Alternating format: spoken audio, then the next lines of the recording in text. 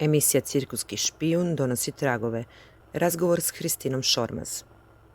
Hristina Šormaz je cirkuska umjetnica i scenografkinja iz Beograda, trenutno s francuskom adresom, koja je u sklopu cirkuske rezidencijalne mreže i Cirkus Next platforme boravila u Splitu kod udruga Room 100 i Cirkus kolektiva, te u Zagrebu kod Cirkorame. U gotovo mjesec dana rezidencija, Hristina je istraživala izvedbeni materijal za umjetnički projekt radnog naslova Tragovi, a isti je u 2 navrata prezentirala pred publikom u Splitu i Zagrebu.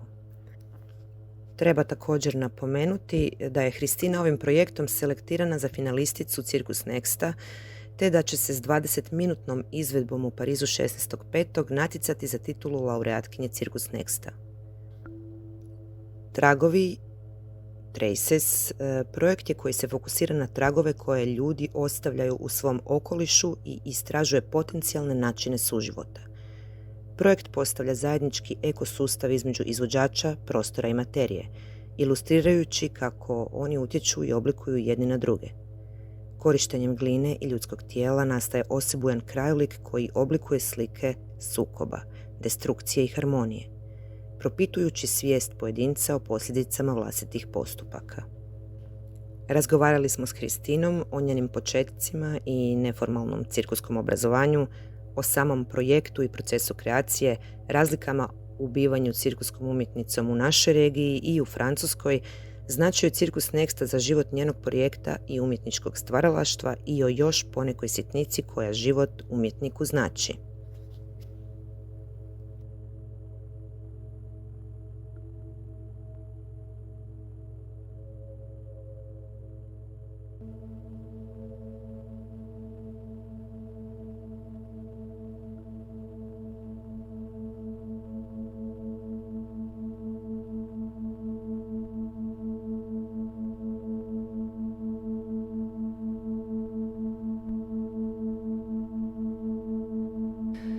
Pa evo, za početak nam se predstavi. Znači, tko si, što radiš i tako malo o sebi. Dobar dan. Ja sam Hristina Šormaz iz Srbije, iz Beograda. Bavim se savremenim cirkusom, vazdušnim akrobacijama na kanapu, koje sam, veštine toga sam zapravo stvarno razvijala ponajviše u Srbiji i Hrvatskoj i onda sam pre 2 godine se preselila u Francusku, gde sam nastavila da radim u okviru cirkusa i gde sam radila u amaterskoj cirkuskoj školi Turbul u Nimu, gde sam držala časove baš različitoj publici od dece do 3 godine do grupe sa odraslima. Moje formalno obrazovanje je u stvari u polju scenografije i također sam 2018. godine onda upisala doktorske studije scenskog dizajna na Fakultetu tehničkih nauka u Novom Sadu, gde sam se u stvari bavila scenskim dizajnom kroz prizmu savremenog cirkusa. Možeš nam malo usporediti moment zapravo nekakvog bivanja cirkuskog umjetnika u našoj regiji i tvojeg iskustva, francuskog iskustva? Da, postoji interesantno je da to poređenje između cirkusa savremenog u Francuskoj i ovdje kod nas na Balkanu. Naravno tamo je cirkus, savremeni cirkus je zapravo i krenuo tamo se razvija, tako da postoje škole, postoje pripremne škole, postoje amaterske škole i postoje škole koje su za specijalizaciju na nivou univerziteta. I nekako je dosta podržan od strane, iako oni tvrde da je trenutno situacija drugačija nego što je bila ranije, ali su i dalje jako podržani od strane države i finansijski i postoji jako mnogo mesta koje organizuju umetničke rezidencije, u kojima može da se igraju cirkuske predstave. Pozorišta su isto također jako mnogo otvorenije prema savremenom cirkusu. Prosto je normalna stvar da na repertoaru postoje cirkuske i plesne predstave u pozorištima koje su prvenstveno bile namenjene za dramsko pozorište. Da, interesantno je zato što zapravo stvarno, čak i u tim najmanjim selima se nekad desi da postoji amaterska škola za cirkus i da u stvari deca stvarno od od 3 godine mogu da krenu da pohađaju časove i nekako prosto da se upoznaju sa opštom umetnošću ili prosto kao fizičkom praksom. I da, sad naravno kod nas je to sve funkcionisalo drugačije. Ja sam već ta neka druga generacija, da kažemo, mislim nije baš druga, ali postoje pioniri savremenog cirkusa kod nas, to je ekipa Cirko Balkane prvenstveno i mislim meni, na primer, ja sam počela se bavim savremenim cirkusom kroz treninge otvorene cirkusfere i tad kad sam otprilike krenula i počela Cirko Balkanova festival, tako da mislim da sam ja već imala neki komfor u odnosu na ekipu koja je počela da se bavi time jer je postojao šator po par meseci godišnje, počeli su da dolaze umetnici sa predstavama i da istovremeno drže radionice, baš je bio fokus na radionicama u tom periodu, tako sam ja stvarno imala opet kao neku privilegiju da smo imali ljude koji su dolazili, koji su nas učili, da smo imali laboratorije, tako te kao neke edukativne projekte i mislim, ja sam kao često htjela da idem u profesionalne škole, jednom sam probala, nije upalilo, nešto sam se stalno tu lomila i ostala sam u stvari stalno na Balkanu i radila cirkus sa tom nekom relacijom sa Francuskom jer sam išla u Turbul da volontiram na godinu dana. I mislim, moram da priznam da me dosta sam imala taj, što sam s jednim prijateljem nazvala balkanski kompleks, gde, da, dolaziš iz neke sredine, gde je potpunosti drugačiju tu neku putanju imao, gde nisam imala nikad tu disciplinu i ni prostor u kome mogu da radim zračne sa visinom od više od 3,5 metra i gde nisam nikad imala svog konstantnog trenera i tako, mislim, drugačije, nemam ni taj trening ni fizički, ni kao da kažem, ajde, možda umetnički, zavisi od škole do škole. Međutim, sad, na primjer, kad sam se preselila pre 2,5 godine, možda ima vezi sa mojim godinama, ali sam nekako, u stvari, baš počela, mislim, uvek sam cenila, naravno, kao taj celu putanju koju sam prošla, ali sam u stvari jako nekako srećna i ponosna zbog toga gde sam počela da se bavim cirkusom, sa kim, u kojim okolnostima. Mislim, čak i tad kad nisam odlazila u te škole, znam da mi je negdje isto bilo nekako onako malo romantičarski da sad kao tu se nešto, tolika ekipa s puno žara baš daje za razvoj cirkusa u regionu i nekako ima nečeg tu vrlo dragocenog. Ne znam, bila sam i na tom nekom baš velikom festivalu koji onako kao malo market cirkuski. Kad sam videla tu celu atmosferu i tu neku frku, idem na sastanak s ovim, idem s onim, jurenje, nekako je baš onako, baš je pijaca i vidiš da ljudima nije dobro od toga koga svi nisu uspeli da vide. Sam nekako bila kao ta publika i samo sam pomislila kako sam srećna što nisam u stvari se izgradila u tom ambijentu i da nekako baš volim Balkan style. Da, ne znam, baš sam onako, možda stvarno još više sa tom distancu kako sam se odsela, baš sam počela još više da cenim to, ceo taj put. Zapravo, o čemu želimo pričati je projekt s kojim si izabrana kao finalistica za Cirkus Next ediciju 23-24, s kojim si zapravo, evo, sad već skoro mjesec dana u Hrvatskoj, u Splitu i Zagrebu. Radi se o projektu radnog naslova Traces, tragovi. Možeš li nam malo, molim te, pobliže ispričati o tom projektu? Kako si zapravo došla na ideju da ga radiš, koja je sama ideja projekta? Da, dakle, sa projektom Tragovi, radni naslov, sam došla na rezidenciju u Split 1. aprila, tako da sam već skoro mjesec dana u Hrvatskoj. Tamo sam imala rezidenciju u Cirkus kolektivu, zahvaljujući Cirkus kolektivu i Room 100 i Cirkus Next platforme. Ovde sam sa Cirkoramom. I ta predstava je, da, nekako sam počela da se dosta pitam o tragovima koje ostavljamo za sobom za života na različitim nivoima.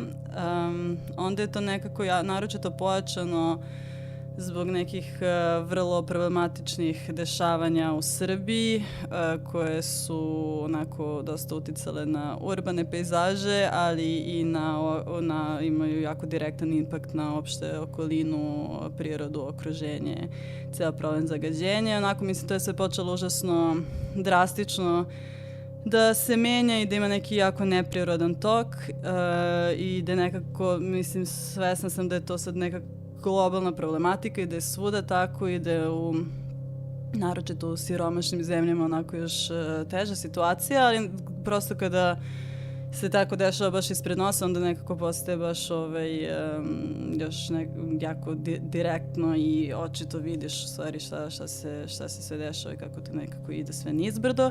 Tako da, eto, to mi je nekako baš triggerovalo to promatranje o tragovima, uopšte odnosu čoveka prema svom životnom okruženju, ali uopšte prema svemu što je neljudsko i pitala sam se u stvari da li kada bi ostali zaista otisci u prostoru i vremenu svake odluke koju donesemo ili svakog gesta koji napravimo i da zapravo zaista možemo se okrenemo i vidimo šta je to ostalo za nama, da li bismo drugačije odluke donosili, da li bismo stvari radili drugačije. Tako da, tu sam nekako dosta onda kroz to razmatranje svega toga razmišljala o toj potrebi čovekovoj za kontrolom i za moći, naročito to ne ljudskim, ali naravno i prema ljudima. I da je nekako to onako dosta prisutna tema i u cirkusu, jer se isto čovjek predstavlja, mislim, cirkuski umetnik se predstavlja kao isto neko sa tom nadljudskom snagom i da ima tu neku nadljudsku moć i da su zapravo objekti svi te cirkuske rekvizite, pa neka čak i stvarno ljudi nekako da ih on kontroliše i da su tu samo da služe njemu kako bi on pokazivao svoju tu izvanrednu fizičku spremnost. Mislim, interesantno je što u posljednje vreme se u savremenom cirkusu pokreće se i pokrenuta je ta tema, tako da mi je bilo interesantno da su postale neki članci i tekstovi koji se baš time bave.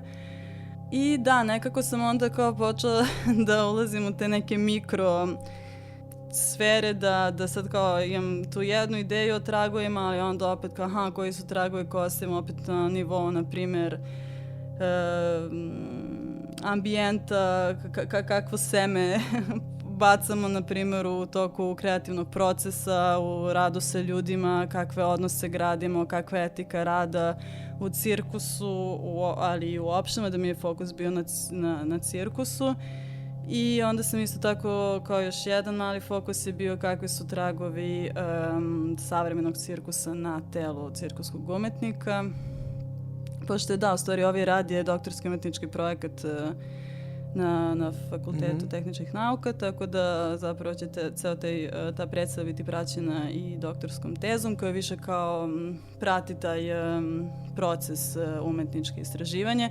Tako da zapravo jedan od fokusa će mi biti to da stvari i eto možda mislim napomenula bih da sam krenula lagano da razgovaram sa prijateljima koji se bave cirkusom i ako je možda neko zainteresovan može da mi isto pošalje neke svoje misli i ideje. Zanima me u stvari na koji način su cirkuski umetnici kroz svoju fizičku praksu i kroz tolike godine treniranja i discipline i nekad stvarno guranja do krajnjih granica, kakav osjećaj imaju, kako su tretirali svoje telo, da li su bili fair prema svom telu, kakve su tragove u stvari cela ta fizička praksa ostavili na telo.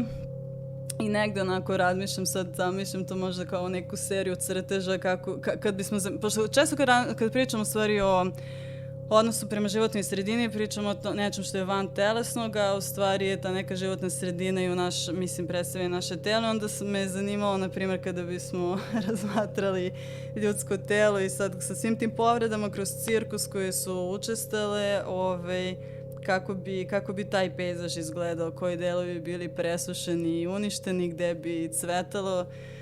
Tako da, eto, ne znam, ako neko želi, može da... Mislim da, bilo bi mi stvari zanimljivo da čujem ljude sad sa nekom vremenskom distancom, kakav misle da su imali odnos prema svom telu i prema tom okruženju, prema toj sredini.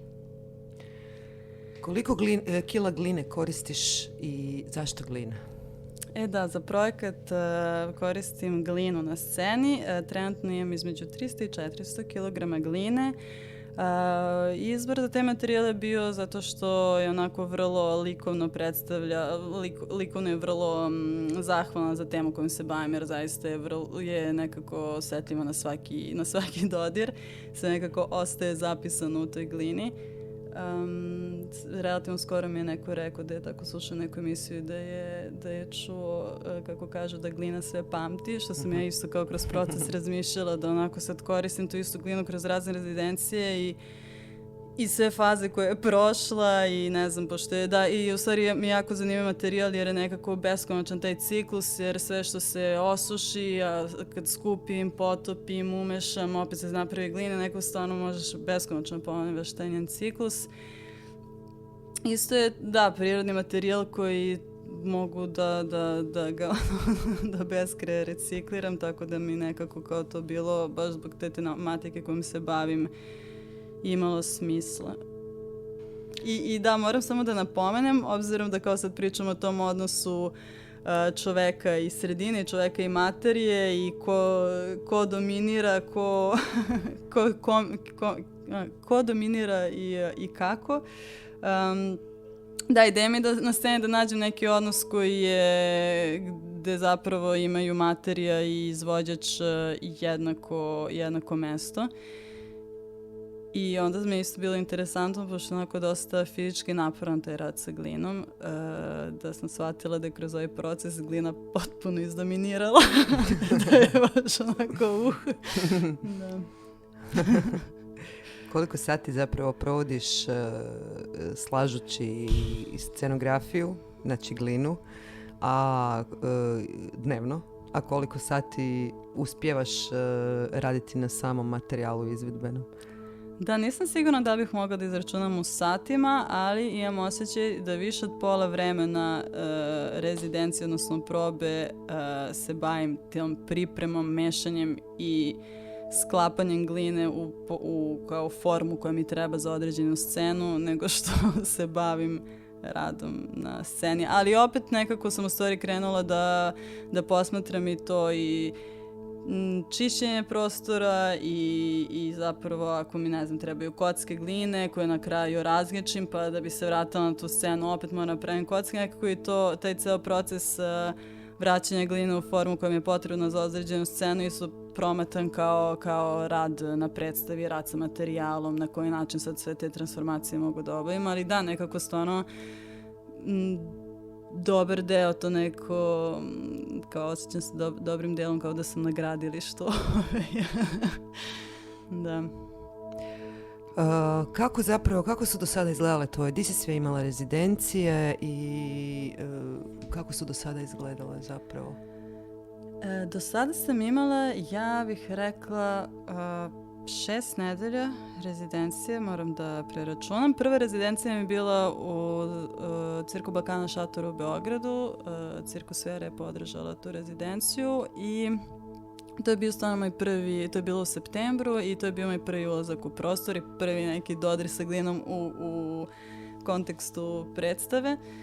I tada sam radila, pošto za doktorski projekat imam mentora, to je Radivoj Dinulović, i ko-mentora Deneš Debrej, koji je koreograf, plesač i glumac, i on je došao sa mnom na par dana u Beograd i tada sam u stvari imala želju da radim sa maskama da istražujem i kao sad kakvu fizikalnost drugačije mi to daje, što na podu, što na kanapu, i s njim sam provala nekoliko dana i baš mi je bio to fokus i baš je mnogo lepo onako otvaranje rada na projektu bilo, jako smo lepo radili zajedno i tako da mi je bilo stvarno fokus na to, maska, kanap i telo.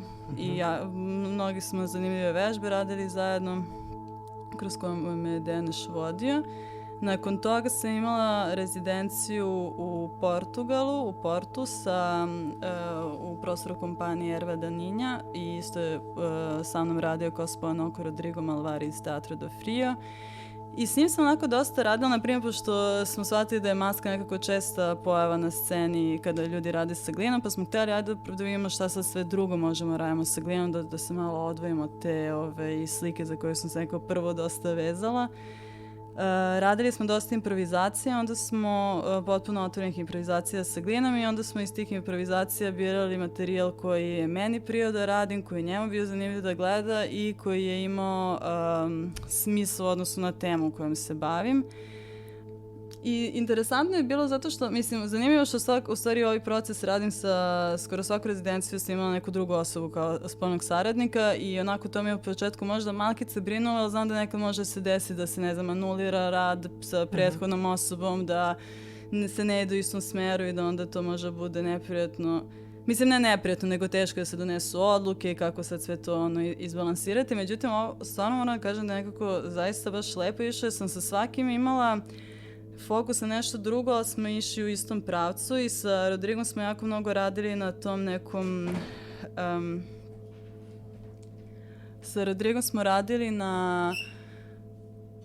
baš na smislu predstave i jako smo mnogo razgovarali o svemu tome i ne samo kao materijal koji se desi kroz improvizaciju, nego uopšte kroz različite filozofije i ideologije, gde je on isto jako zanimljiv tip sa mnogo informacije i resursa i uopšte na koji način sad tu predstavu raditi da bude što samoodrživija, da bude nekako stvarno da sve ide u pravcu te teme kojim se bavim. Nakon toga sam bila u Teatru Didaškalija pored Porta, što je bilo podržano od strane Cirkus Nexta.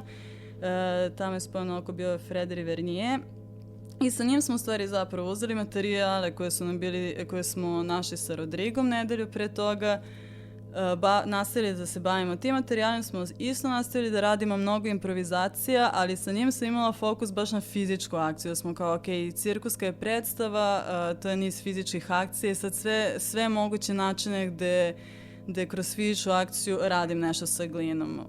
Tako da smo onda, to nam je bio fokus i nakon toga sam onda otišla u Splitu, onda smo bila i u Le Noctambule, to je prostor cirkuski u predgrađu Pariza, isto podržano od strane Cirkus Nexta, tu sam išla sa Domagojem Šojić, koji je tehničar i radi dizajn svetla, da predstavili isto kao bio aktivan kao spojeno oko.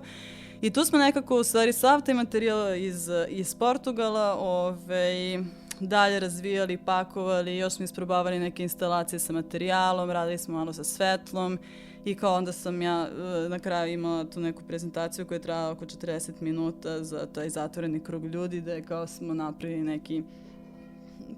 neki sled scena i situacija. I nakon toga sam došla u Split, tamo sam provela 20 dana, u početku sam radila sama, da sam posle pauze od mjeseci i po dana se malo vraćala u kontakt sa svim tim materijalom koji sam našla i istraživala se neke nove stvari i onda sam radila sa Katom Aguajom i to je bilo jako, jako lepo i korisno. Sam malo krenula se gubim u svom tom materijalu i s njom sam isto...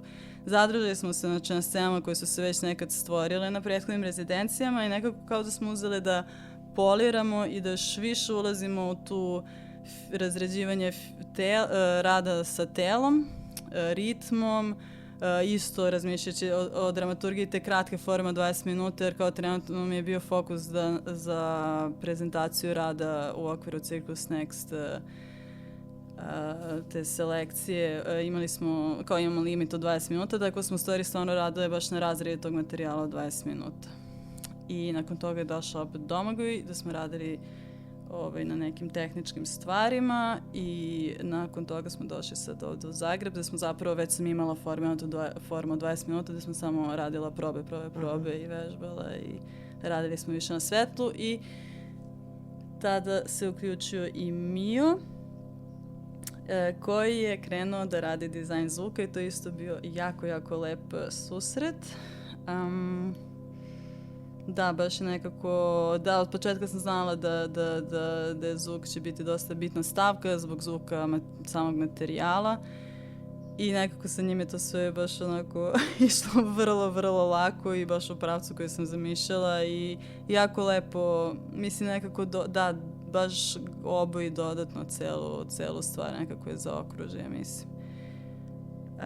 I da, i stvarno moram da kažem da sam ja kroz ovaj projekat zaista toliko zahvalna na ekipi s kojom radim. Ja sam shvatila da su toliko sve divni ljudi, da se svima toliko sve lepo išlo i da uopšte kroz ceo taj projekat su osobe oko mene bile toliko rade da mi pomognu i izađu u susret između ostalog ekipa Room 100, Cirkusfere i Cirkorame, da sam onako stvarno baš wow, kako je dobro. baš sam jako zahvalna, stvarno, mnogo nekako onako kao opet shvatiš u tom nekom sabijenom vremenskom periodu kroz taj kreativni proces koliko stvarno imam sreće da budem okružena tako super ljudima. Reci mi, koliku tremu osjećaš zapravo sada pred manje od mjesec dana pred Selection Week Cirkus Nexta i što bi ti zapravo značilo da postaneš laureatkinja, da budeš selektirana kao laureatkinja?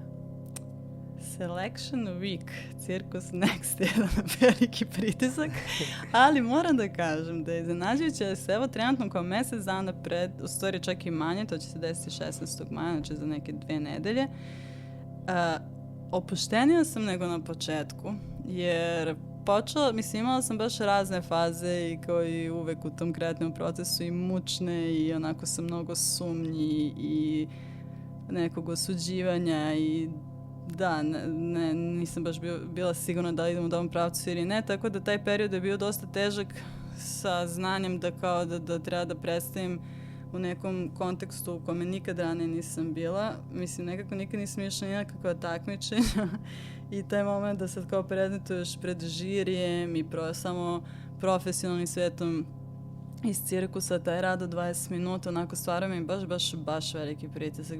Mislim, prosto mi je bilo jasno da izlazim iz neke zone u kojima sam ranije igrala i izvodila neke radove. Međutim, nekako su sad stvari krenule da se slažu i kao da sam se dosta pomirila i u nekom sam miru sa tim materijalom kojim sam našla i da, moram da kažem sad u posljednjem periodu stvarno uživam da radim i da mi je u stvari bilo baš bitno da se ja osjećam dobro sa tim što imam i da mogu da stanem iza toga i da znam zašto radim a sad kako će to proći dalje, to stvarno ima toliko faktora i ima 12 projekata, mislim da to je sad stvarno, eto, mislim da je stvar neke sreće, okolnosti, da, ne znam. Ali šta bi mi značilo, mogu ti reći da bila bih baš srećna. Ranije nekako nisam uopšte razmišljala, kao nije mi bilo to realna opcija. Sad tako kao, pa čekaj, zamisli stvarno da budem izabrana u ta 4 projekta. Bila bih onako baš srećnije, ponosna i na sebi i na ekipu. Mislim, sad to ne znači sad ništa da svi ti projekti koji su izabrani, ja ne znam da li to znači da su oni zaista mnogo bolji od ostalih. Stvarno, mislim, svi ti projekti su u procesu rada i svi mogu da se razviju u 1000 drugih pravaca u odnosu na to što će biti prezentovano tad u Parizu. Ali da, bila bih nekako srećna, mislim da bi mi, eto, ne znam, možda zbog tog balkanskog kompleksa sigurno bi mi onako bilo isto nekako drago da neko iz regije bude, pa na neki način, ajde kažemo, prepoznati. Ma mislim, ne volim tu reč prepoznati, ali eto, da se kao uvaži se njegov rad, jer mislim, da, jeste kao solo projekat, ali sam mnogo ljudi iz regiona su radili sa mnom i pomagali mi oko tog projekta, nekako, da, bilo bi mi to naravno jako drago i u tom smislu što se tiče finansije, rezidencije, svako bi mi pomoglo, jer isto mi je to bila jedina do sada potpora finansijska baš. Imala sam potpore kao rezidencijalne, ali finansijska, ovo što smo dobili finansije kao finalisti, mi je mnogo značilo da mogu stvariti da realizujemo ono što sam do sada realizovala. Mm-hmm. Da, dati neki komfor. Evo moram da kažem da je stvarno, mislim, jedan od retkih projekata koje radim da raspolažem nekim finansijama, da imam rezidencije organizovane i da onako imaš neki komfor u tom smislu i dosta je to fino. Kada je plan da bude finalno gotova predstava? Imaš neku ideju premijere? Plan je da predstava bude gotova na proleće 2025. Ali to dosta zavisi baš od toga šta će biti dalje, jer nakon maja imam samo jednu dogovorenu rezidenciju, tako da zavisi šta budem našla od rezidencije, kako to bude teklo, to će me onako dosta i diktirati kada će predstava biti gotova. Pa dobro, evo, ne znam da li želiš još nešto reći? Ja mislim da sam okej. Da ne bih ništa dodala. Držimo fige da postaneš laureatkinja. Wow. Ili ako ne postaneš, da u svakom slučaju dobiješ puno rezidencije, jer dešava se svakako da i projekti koji ne budu izabrani za laureate upadnu u oči nekim programatorima i oni ih zovu i dalje. Tako da sigurna sam da ćeš završiti predstavu. I da ćemo te gledati u Zagrebu. Gledat ćemo te u Zagrebu u studenom u svakom slučaju, u sklopu Noći cirkusa, samo da nađemo prostor. I vjerojatno na proljeće, kada dignemo šator, bit će to hrvatska premijera, nadam se. Eto, ajde. Hvala.